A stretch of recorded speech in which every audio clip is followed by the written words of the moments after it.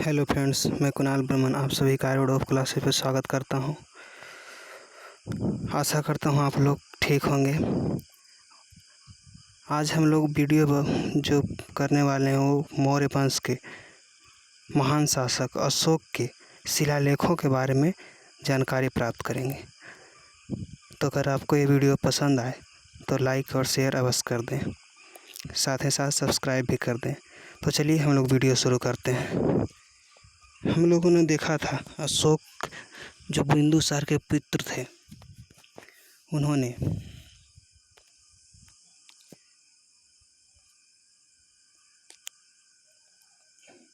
एक बड़े साम्राज्य पर अपना शासन चलाया था, शासन स्थापित किया था। हम लोग अशोक के आज अभिलेखों के बारे में जानकारी प्राप्त कर रहे हैं।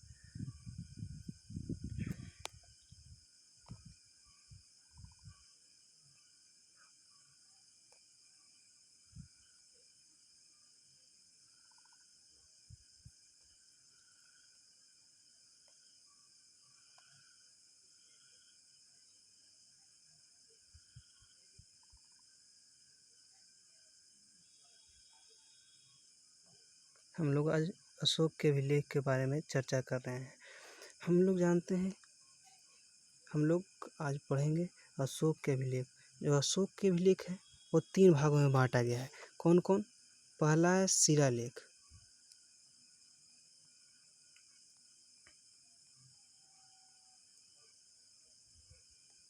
दूसरा है स्तंभ लेख,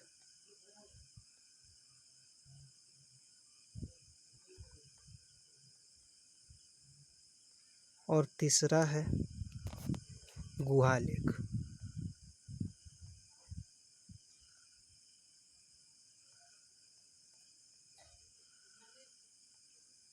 गुहा लेख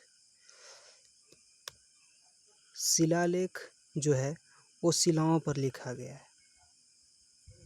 शिलाओं पर लिखा गया अर्थात जो पत्थर का शिला होता है, टुकड़ा होता है, उसको पर लिखवाया गया है जो अभिलेख, उसे हम क्या कहेंगे? शिलालेख कहेंगे। और जो स्तंभ बनाया गया है और उस पर एक स्तंभ बनाया गया है, उस पर अभिलेख लिखवाया गया है, उसे हम क्या कहेंगे? स्तंभ लेख कहेंगे। और जो गुहाओं पर लिखा गया है, मतलब जो पहाड़ है, पहाड़ी क्षेत्र है, वो पहाड़ों पर लिखवाया गया है, उन्हें हम क्या कहेंगे? गुहा लेख कहेंगे। ठीक है। जो पत्थरों पर लिखा गया है उसको हम शिलालेख, स्तंभों पर लिखा गया है स्तंभ लेख, और जो पहाड़ों पर लिखा गया है उन्हें गुहा लेख कहेंगे। ठीक है। अब हम लोग आगे चलते हैं।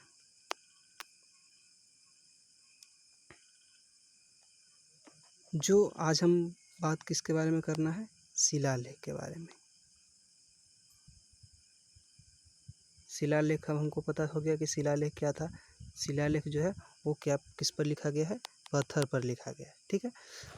शिलालेख पत्थर पर लिखा गया है। और जो शिलालेख है वो भी 2 भागों में बांटा गया है। पहला है बृहत शिलालेख और दूसरा है लघु शिलालेख। 2 भागों में बांटा गया। कौन कौन? बृहत शिलालेख और लघु शिलालेख। तो हम लोग आज बात करेंगे बृहत शिलालेख के बारे में। जो बृहत शिलालेख है वो हमें 8 स्थानों से प्राप्त हुआ है। 8 स्थानों, अभी तक हमें 8 स्थानों से प्राप्त हुआ है, 8 जगहों से प्राप्त हुआ है जो बृहत शिलालेख है वो। इसको में 14 लेख लिखा गया है। कितना लेख लिखा गया है? 14 लेख लिखा गया है। इसका अर्थ क्या हुआ? एक पत्थर है, उस पर पहला लाइन, दूसरा लाइन, तीसरा लाइन, चौथा लाइन, ऐसे कितने लाइन लिखा गया है? कितना लिखा गया है? 14 गो। 14 गो लेखों की संख्या है, 14 लेख लिखा गया है। अब हम लोग आगे चलते हैं। हमको कहाँ कहाँ से मिलता है? तो पहला मिलता है सहवाजगढ़ी, सहवाजगढ़ी पहला मिलता है सहवाजगढ़ी। दूसरा मिलता है मानसेहरा, मानसेहरा। शहबाज गढ़ी और मानसेहरा, ये दोनों कहाँ है? ये दोनों जो है कहाँ है? ये दोनों जो है वो कहाँ है? पाक में, पाकिस्तान में। ये दोनों कहाँ है? पाकिस्तान में। ठीक है, अब हम लोग चलते हैं आगे। ये दो हो गया, कौन कौन हो गया? पहला याद रखें, शहबाज गढ़ी मतलब सेहरा पहन का आया, और कहाँ से आया? शहबाज गढ़ी से आया। पहला शहबाज गढ़ी और दूसरा मानसेहरा। ठीक है, शहबाज गढ़ी और मानसेहरा ये दोनों हमको कहाँ मिलता है? पाकिस्तान में मिलता है, शहबाज गढ़ी और मानसेहरा। अब आगे चलते हैं, तीसरा जो तीसरा है, तीसरा हमको मिलता है कालसी। कहाँ से मिलता है? कालसी। ये कहाँ है? उत्तराखंड।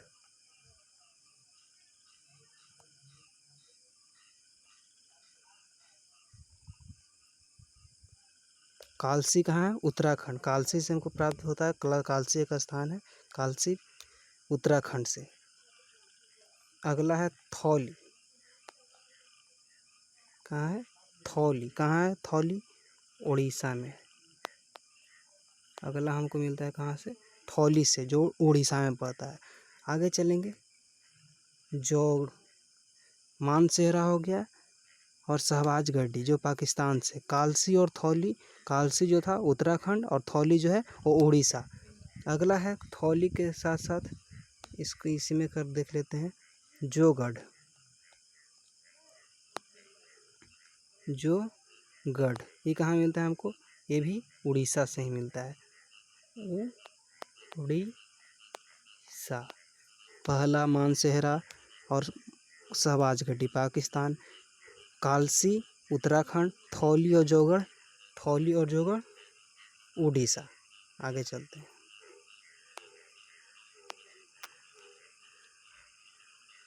थौली और जोगढ़ उड़ीसा। अब गिरनार, गिरनार। ठीक है, गिरनार हमको कहाँ मिलता है? गुजरात से। गुजरात में कौन अभिलेख है? गिरनार अभिलेख है। आगे चलते हैं, इसके बाद सोपारा। सोपारा, सोपारा, सोपारा कहाँ है? महाराष्ट्र में।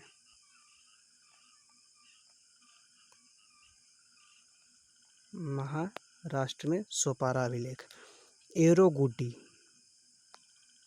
एरोगुड्डी,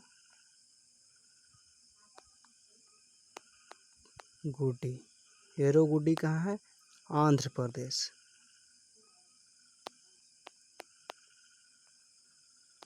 आंध्र प्रदेश। कहाँ कहाँ से हमको मिला? जो बृहद शिलालेख है, बृहद शिलालेख हमको मिला मानसेहरा और शहबाज गढ़ी पाकिस्तान, कालसी उत्तराखंड, कालसी कहाँ है? उत्तराखंड, थौली जोगढ़ उड़ीसा। इसे एक साथ याद करें, थौली जोगढ़ उड़ीसा। गिरनार गुजरात और सोपारा महाराष्ट्र, एरोगुड्डी आंध्र प्रदेश। ठीक है, इन सभी को जो बृहद शिलालेख है, इन सभी अभी जो 8 स्थानों से पेम मिला, कहाँ कहाँ? शहबाज गढ़ी मानसेहरा 2, कालसी 3, थौली और जोगढ़ 5, गिरनार 6, सोपारा 7, एरोगुड्डी 8। इन 8 को हम राजाज्ञा कहते हैं। इन 8 को हम क्या कहते हैं? राजाज्ञा कहते हैं, अर्थात राजा की आज्ञा इस पर खुदवाया गया है। राजाज्ञा, राजा का आज्ञा। इसका खोज किसने किया था? इस सबसे महत्वपूर्ण हमको आता है, इसका खोज किसने किया था? इसका खोज किसने किया था? तो इसका जो खोज है, इसका जो खोज है वो टिफेन थैलर, टिफेन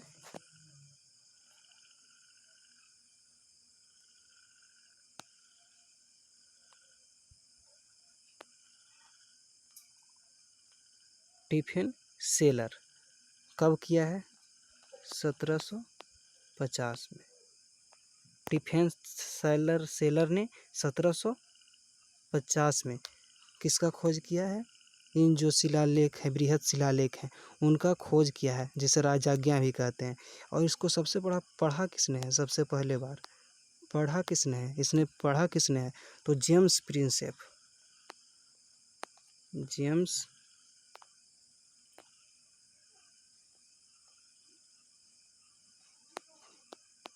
प्रिंसेप। जेम्स प्रिंसेप ने इसे पहली बार पढ़ा है। और कब पढ़ा गया है? 1837 में। 1837 में पढ़ा गया है। ठीक है। इसके उत्कीर्णकर्ता कौन थे? मतलब इसको खुदवाने वाला कौन थे? उत्कीर्णकर्ता,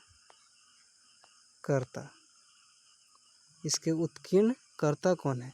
तो चापड़ थे। इनके उत्कीर्णकर्ता कौन थे? चापड़ थे। इनके उत्कीर्णकर्ता कौन थे? चापड़। इनको आकर किस क्या कहा जाता है? कापड़ भी इनको कहूँ को नाम दिया गया है। चापड़ या कापड़।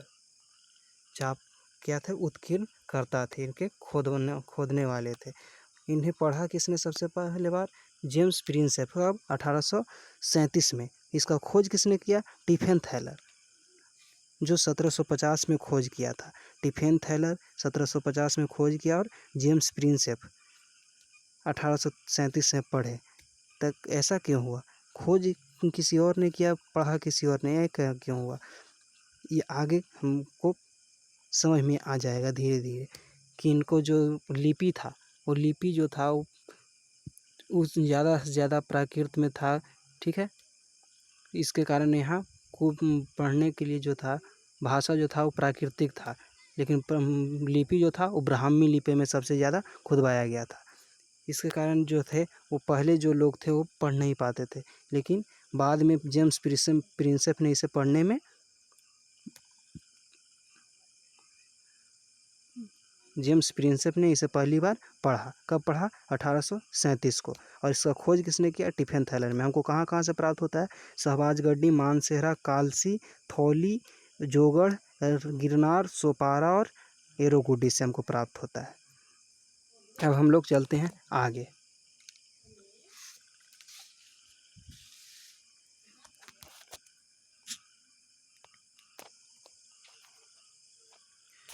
जो हमको शिलालेख है, जो हमको मिला है शिलालेख,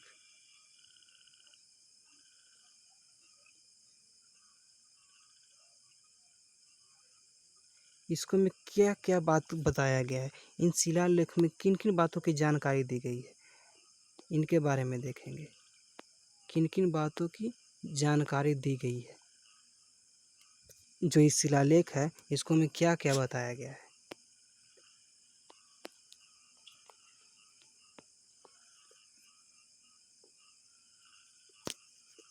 इनको में पहला जो हम लोगों ने पढ़ा क्या कि इनमें 14 गो अभिलेख, जो 14 लेख थे वो खुदवाए गए थे।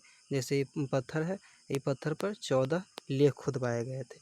इन 14 लेख के बारे में हम लोग अध्ययन करेंगे, ताकि हमको याद करने में जो है वो कोई प्रॉब्लम नहीं होगा। हम लोग प्रथम बृहद शिलालेख के बारे में पढ़ते हैं कि प्रथम बृहद शिलालेख में मतलब प्रथम जो शिलालेख था उसका पहला लेख क्या था? तो उसमें जो कहा गया था वो पशुवध पर निषेध लगाया गया था। पशुवध निषेध। जो पहला बार कहा गया था, पहला जो लेख है उसको में कहा गया है कि कोई भी पशु की हत्या नहीं करेगा, अर्थात अहिंसा की बात को बताया गया है कि हमको राज में क्या होगा? अहिंसा। यही राजाज्ञा भी कहा जाता है, राजा की आज्ञा, जो राजा कहेगा उसको मानना है। तो अहिंसा की बात कही गई है, अर्थात इसको में अहिंसा की बात कही गई है कि पशुवध पर निषेध लगाया गया है। और इसके साथ ही पशुवध पर निषेध लगाने के साथ ही दूसरा बात भी कहा गया है। कहा गया कि समाज में जो उत्सव होता है, जैसे हम लोग दशहरा दीपावली मनाते हैं, और उत्सव जो होगा उसका निषेध किया जाएगा। उत्सव का निषेध किया जाएगा। जो उत्सव है उसको हम लोग नहीं मनाएंगे। तो क्यों नहीं मनाएंगे? तो उनको कहा गया कि जो हम लोग मनाते हैं इसको से अच्छा है हम किसी जो हम लोग उत्सव मनाने में जो पैसा खर्च करते हैं, जो पैसा खर्च करते हैं, जो धन खर्च करते हैं, वो किसी गरीब भिखारी को दान में दे दिया जाए या किसी सन्यासी को दान में दे दिया जाए। ठीक है, इनके बारे में कहते हैं कि हमको जो राज है उसको में पशु वध के साथ ही साथ किस पर निषेध रहेगा? उत्सव पर भी निषेध रहेगा, उत्सव नहीं मनाया जाएगा। अब हम लोग दूसरे लेख में क्या लिखा गया है? दूसरा लेख में लिखा गया है कि मनुष्यों और पशुओं के लिए चिकित्सालय का उपलब्ध करवाना। चिकित्सालय,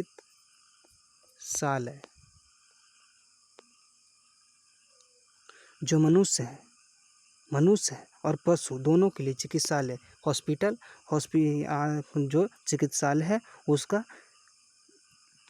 निर्माण करवाया जाएगा। और साथ ही साथ हमारे राज्य में जड़ी बूटियाँ लगाई जाएगी,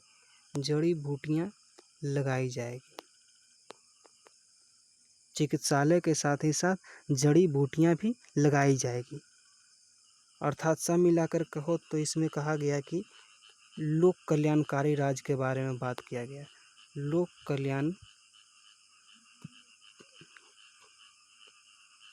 कल्याण के बारे में बात किया गया या लोक कल्याणकारी योजना बनाया गया। लोक कल्याणकारी योजना के बारे में हमको किसमें मिलता है? दूसरा लेख में मिलता है। दूसरा बृहत शिलालेख के दूसरे लेख में मिलता है हमको। किसके बारे में? लोक कल्याणकारी योजनाओं के बारे में मिलता है। जिसको में बताया गया कि हम लोग जो अशोक था वो कहा कि हम चिकित्सालय का निर्माण करवाएंगे अपने राज्य के अंदर और साथ ही साथ जड़ी बूटियों का उगवाएंगे अपने राज्य में। हम लोग चलते हैं तीसरा में क्या कहा गया? तीसरा लेख में जो है वो कहा गया कि अल्प व्यय मतलब कम खर्च, अल्प संग्रह, अल्प व्यय, खर्च भी कम और संग्रह भी कम और साथ ही साथ अहिंसा। ट्रिपल ई की बात कही गई, ट्रिपल अ के बात कहा गया। ठीक है, अल्प व्यय, अल्प संग्रह और अहिंसा, ये तीनों की बात कहा गया। कम खर्च करना है, कम संग्रह करना है और अहिंसा नहीं करना है। और इसी में यह भी बताया गया, इसमें जो है वो युक्त, राजूक और प्रादेशिक नियुक्ति के बारे में बताया गया। प्रादेशिक की नियुक्ति के बारे में बताया गया कि हम जो है वो युक्त, राजूक और प्रादेशिक की एक मतलब एक तरह सैनिक दल था, एक टुकड़ी था, उसको स्थापना किए हैं जो क्या करेगा? युक्त, राजूक और प्रादेशिक का काम क्या होगा? प्रति 5 वर्षों के पश्चात ये हमारे अपने राज्य का दौरा करेगा और देखेगा कि हमारा जो कानून बनाया गया, हमारा जो राजाज्ञा है उसका पालन हो रहा है कि नहीं हो रहा है। उसके लिए किसको नियुक्त किया? युक्त, राजूक और प्रादेशिक को नियुक्त किया। किसके लिए? युक्त, राजूक और प्रादेशिक को नियुक्त किया। अपने राज्य में जो राजाज्ञा था उसके लोग मान रहे हैं कि नहीं, ये जानने के लिए। और इसमें बताया गया कि युक्त, राजूक और प्रादेशिक जो है वो प्रति 5वें वर्ष, हर 5वें वर्ष के बाद पूरे राज्य का दौरा करेंगे। अब चौथा लेख में चलते हैं। जो चौथा लेख था उसको में कहा गया कि रणघोष के स्थान पर ये रणघोष अब नहीं होगा, इसके स्थान पर धर्मघोष होगा। धर्मघोष होगा। जो रणघोष है उसके स्थान पर अब क्या होगा? धर्मघोष होगा। मतलब जो विजयी यात्रा हम लोग लड़ाई से करते थे, जो युद्ध के द्वारा क्षेत्र को जीता जाता था, अब युद्ध के जो द्वारा न जीतकर किसके द्वारा जीता जाएगा? धर्म के द्वारा जीता जाएगा। हम लोग धर्म के प्रचार करेंगे और उसके द्वारा हम अपने राज्य का विस्तार करेंगे, न कि युद्ध के द्वारा करेंगे। इस किस में बताया गया? चौथा शिलालेख में। अब हम लोग चलते हैं पाँचवा शिलालेख में। जो पाँचवा शिलालेख है उसको में बताया गया कि राज्याभिषेक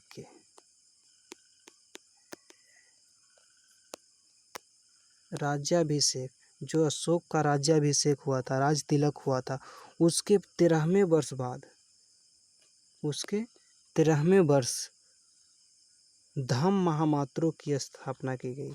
धम्म महामात्रों की नियुक्ति की गई। धम्म महामात्रों की नियुक्ति की गई।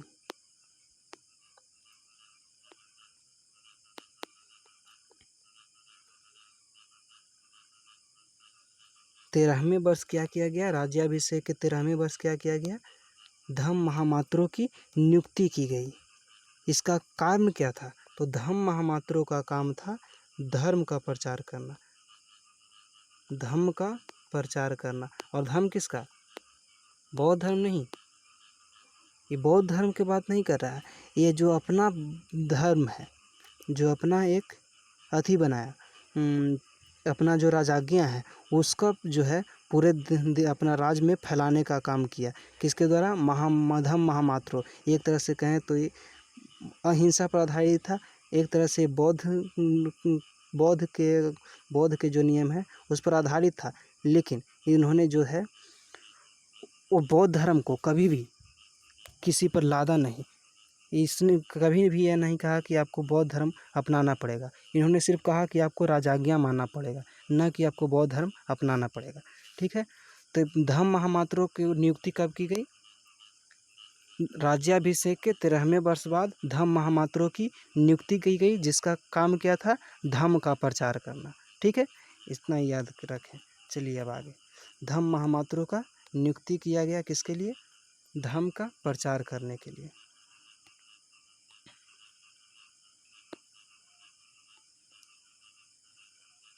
धम्म महामात्रों की नियुक्ति की गई धम्म का प्रचार के लिए।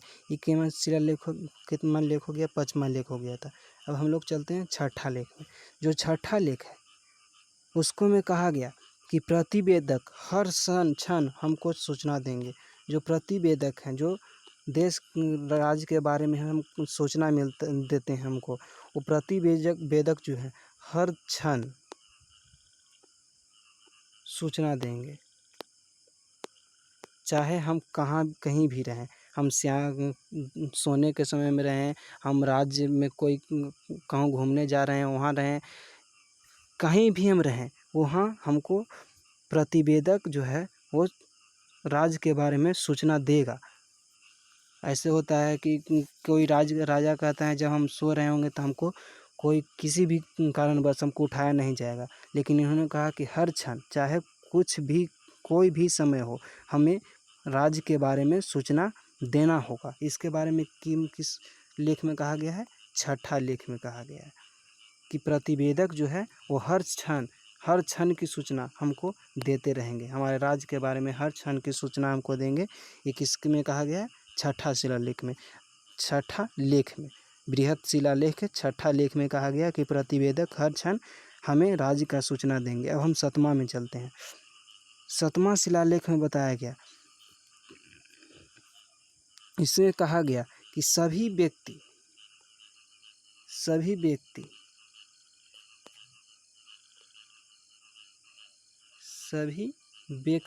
सभी स्थान पर रह सकते हैं।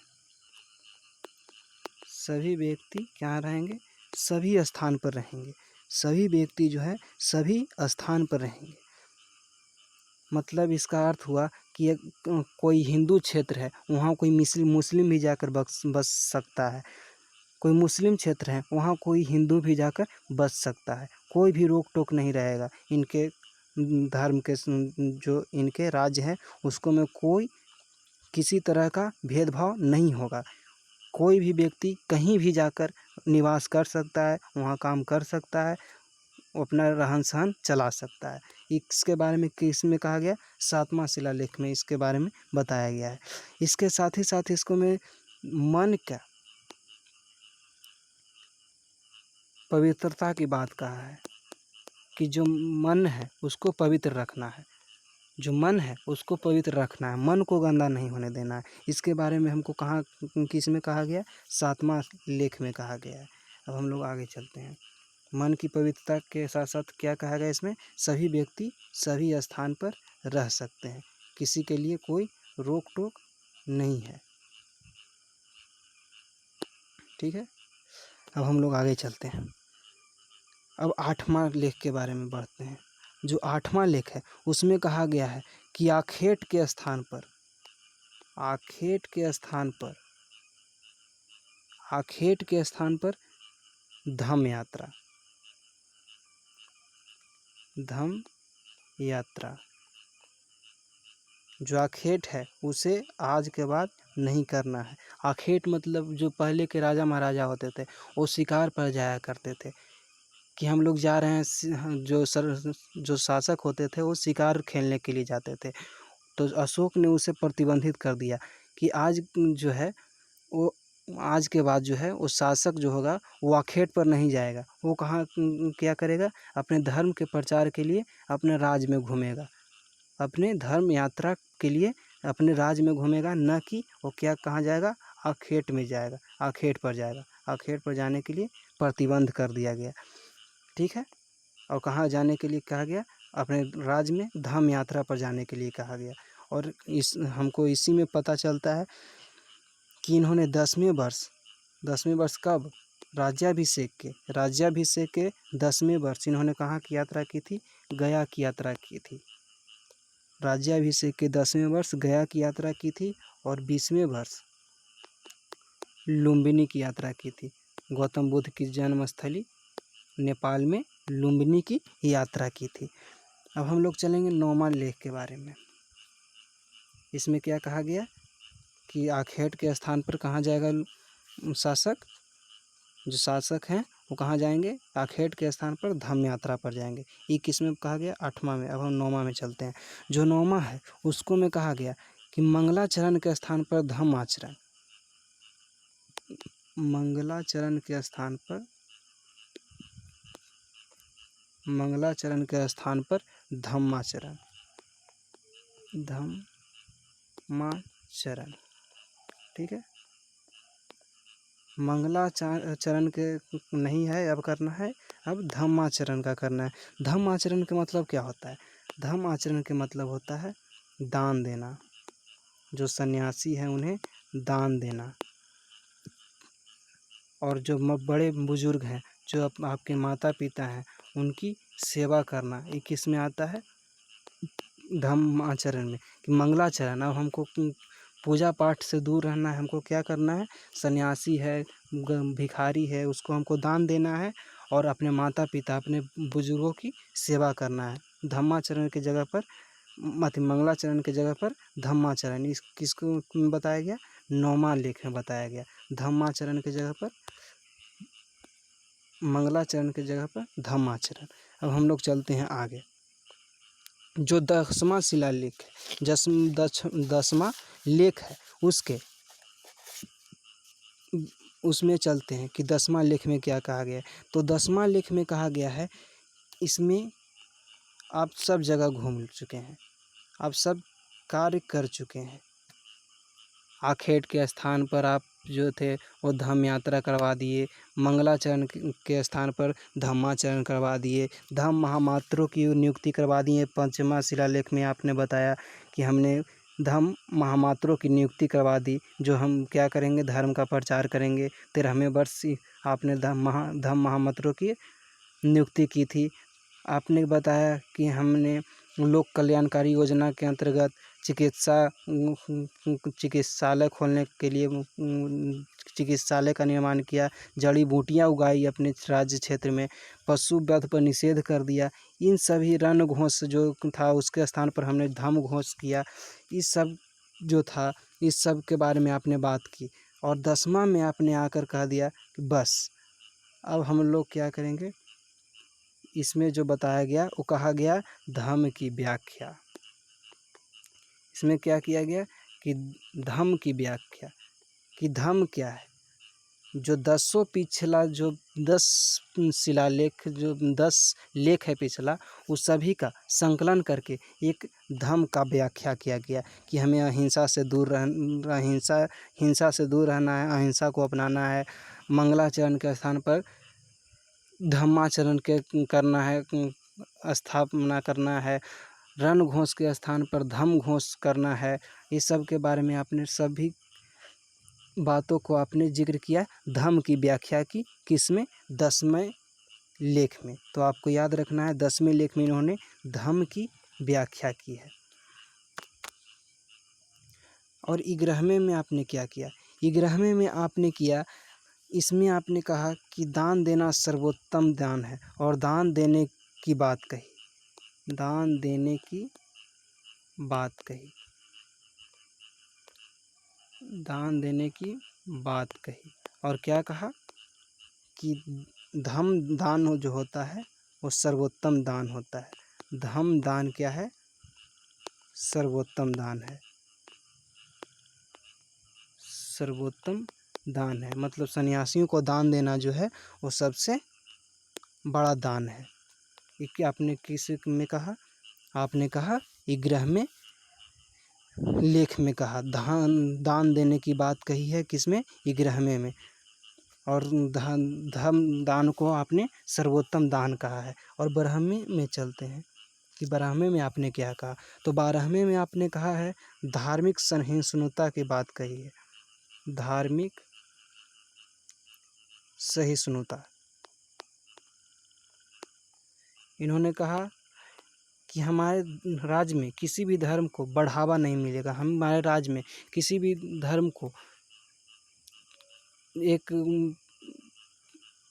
ज़्यादा उसको शक्ति प्रदान नहीं किया जाएगा। हमारे राज्य में सभी धर्म के लोग समान होंगे, सभी धर्म के लोग समान दृष्टि से देखे जाएंगे। धार्मिक सहिष्णुता की आपने बात की, किसमें? 12वें लेख में आपने धार्मिक सहिष्णुता की बात कही है। अब हम लोग चलते हैं 13वें में आपने क्या कहा। तो 13वें में आपने कहा है, इसमें जो आपने किया था कलिंग युद्ध, कलिंग युद्ध किया था। 13वें में आपने कलिंग युद्ध का वर्णन किया है, कलिंग युद्ध का वर्णन किया है। आपने कलिंग युद्ध का वर्णन किस में किया? तो कलिंग युद्ध का वर्णन आपने किया है 13वें शिलालेख या 13वें लेख में किया है। अब हमको प्राप्त होता है, अब कलिंग कहाँ था? तो कलिंग जो था वो वर्तमान के उड़ीसा में है। तो आप पहले उसी राज्य पर आक्रमण भी करेंगे और फिर आप उसी को दिलासा भी देंगे। ये तो आप उसके साथ अन्याय कर रहे हैं। तो इसलिए इन्होंने क्या किया कि जो कलिंग है, जो कलिंग है, कलिंग में हमको कौन कौन अभिलेख मिला था, कौन कौन शिलालेख मिला था? धौली और जौगढ़ का, धौली और जौगढ़ का, धौली और जौगढ़ का। धौली और जौगढ़ में 11, 12 और 13 जो लेख था वो नहीं लिखा गया है। 11 में क्या था? दान देने की बात कही गई है, ये धौली में नहीं मिलता है। 12 में क्या कहा है? धार्मिक सहिष्णुता की बात कही गई, ये धौली और जौगढ़ में नहीं कहा गया। धौली जौगढ़ कहाँ है? उड़ीसा में, ये आपने पढ़ा था। धौली और जौगढ़ कहाँ है? उड़ीसा में है। और 13 में क्या था? आपने कलिंग युद्ध का वर्णन किया। तो 13 जो धौली और जौगढ़ में है वो 11, 12 और 13 का आपने जिक्र नहीं किया है। यहाँ आपने एक अलग पृथक कलिंग अभिलेख का निर्माण करवाया है, उसके बारे में हम आगे बात करते हैं। पहले हम 14वें लेख के बारे में देख लेते हैं। तो 11वां, 12वां और 13वां कौन सा अभिलेख शिलालेख है जिसको में आपने वर्णन नहीं किया है? 11वां और 12वां 13वां लेख। तो कौन है? धौली और जौगढ़। अब हम लोग 14वां का वर्णन देखते हैं। 14वां लेख में आपने क्या कहा? इसमें कहा है कि जो हम जो हैं वो जितने भी लेख खुदवाए हैं, हम खुदवाए हैं, लेख खुदवाए हैं, लेख खुदवाएं, हम जो है वो लेख खुदवाए हैं। वो क्या है? प्रजा, हमने जितने भी लेख खुदवाए हैं वो प्रजा के हितकारी है, और साथ ही साथ हम आगे भी प्रजा के हित के लिए कार्य करते रहेंगे। प्रजा हितकारी कार्य आप आगे भी करते रहेंगे,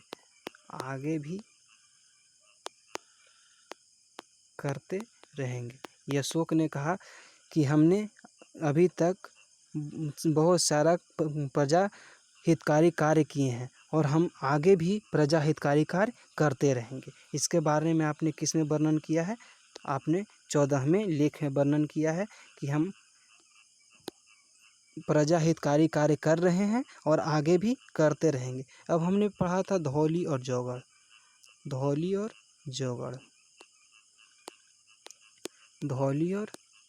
जौगड़, जिसमें 11, 12 और 13 अभिलेख का वर्णन नहीं किया गया है, 13 लेख का वर्णन नहीं किया गया है। तो इसको में एक अलग अभिलेख जिसे कहा जाता है पृथक कलिंग अभिलेख, ये मोस्ट इम्पोर्टेंट पॉइंट है। पृथक कलिंग अभिलेख ये हमको कहाँ से मिलता है? धौली और जौगड़ से। पृथक कलिंग अभिलेख हमको कहाँ से मिलता है? धौली और जौगड़ से। कई बार प्रश्न में क्वेश्चन आ चुका है, कई बार एग्जाम में प्रश्न ये पूछा जा चुका है कि जो पृथक कलिंग अभिलेख है वो हम कहाँ से प्राप्त होते हैं? तो हमको कहाँ से प्राप्त होता है? धौली और जौगड़ से। इसको में क्या कहा गया है? इसको में कहा गया है कि समस्त प्रजा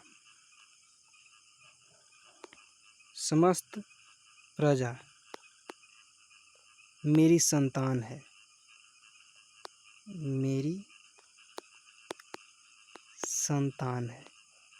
आपने इसमें क्या कहा कि जितना भी हमारा प्रजा है वो सब मेरे संतान है, मतलब जितना भी प्रजा है उन सभी को मैं अपने संतान की तरह चाहता हूँ। अर्थात आपने क्या कहा? इसमें आपने पिता और पुत्र का संबंध दिया है। ये प्रश्न भी एक बार एग्जाम में पूछा जा चुका है कि पिता और पुत्र का संबंध किस अभिलेख में दिया गया है? अशोक ने किस अभिलेख में पिता और पुत्र का संबंध दर्शाया है? तो किस में दर्शाया गया है? पृथक कलिंग अभिलेख में दर्शाया गया है। पृथक कलिंग अभिलेख कहाँ से प्राप्त होता है? धौली और जौगड़ से।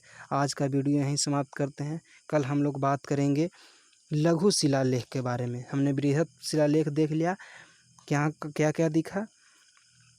हमने 8 स्थानों से प्राप्त किया बृहद शिलालेख: सहवाज गड्डी, मानसेहरा, कालसी, थौली, जौगड़, गिरनार, सोपारा और एरोगुड्डी। इन 8 स्थान से हमको मिला है बृहद शिलालेख। और बृहद शिलालेखों को राजाज्ञा भी कहा जाता है। इसे टिफेन सेलर ने खोजा था 1750 ईस्वी में, और जेम्स प्रिंसेप ने इसे पहली बार पढ़ा था 1837 ईस्वी में। इसके उत्कीर्ण कर्ता कापड़ थे। इसके शिलालेख के बारे में हमने 1 से लेकर 14 को जानकारी प्राप्त की कि 14 में क्या क्या लिखा गया है। हमने पृथक कलिंग अभिलेख देखा कि पृथक कलिंग अभिलेख कहाँ है और इसमें क्या बताया गया है। ठीक है, अब हम लोग आगे बात करेंगे लघु शिलालेख के बारे में, जो हम लोग को 4 स्थानों से प्राप्त होता है। ठीक है, तो हम लोग कल मिलते हैं। कल फिर एक वीडियो के साथ, नए वीडियो के साथ और नए उमंग के साथ हम लोग लघु शिलालेख के बारे में जानकारी प्राप्त करेंगे। आप लोग से रिक्वेस्ट है कि इस वीडियो को ज़्यादा से ज़्यादा शेयर करें और सब्सक्राइब करवाएं, ताकि हम लोग जो हैं वो एक बड़े परिवार के रूप में बदल सकें। Thanks for watching.